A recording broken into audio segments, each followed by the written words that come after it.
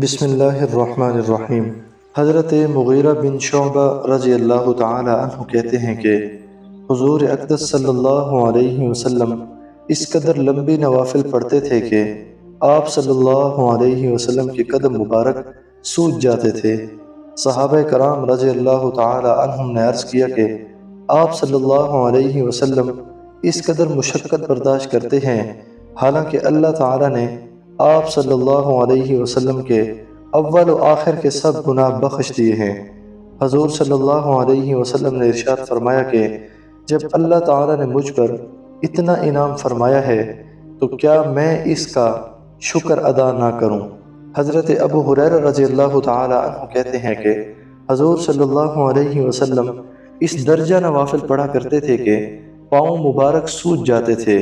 کسی نے عرض کیا کہ آپ صلی اللہ علیہ وسلم پر اگلے پچھلے سب گناہوں کی معافی کی بشارت نازل ہو چکی ہے، پھر آپ صلی اللہ علیہ وسلم اس درجہ کیوں مشقت برداشت فرماتے ہیں؟ آپ صلی اللہ علیہ وسلم نے فرمایا کہ کیا میں رب کا شکر گزار بندہ نہ بنوں؟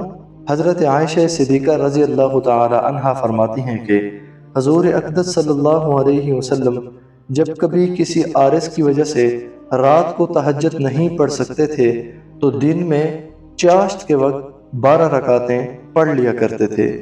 حضرت قتادہ رضی اللہ تعالی عنہ کہتے ہیں کہ میں نے حضرت انس رضی اللہ تعالی عنہ سے حضور اکرم صلی اللہ علیہ وسلم کی قرات کی کیفیت پوچھی تو انہوں نے فرمایا کہ حضور صلی اللہ علیہ وسلم مد والے حروف کو مد کے ساتھ کھینچ کر پڑھا کرتے تھے۔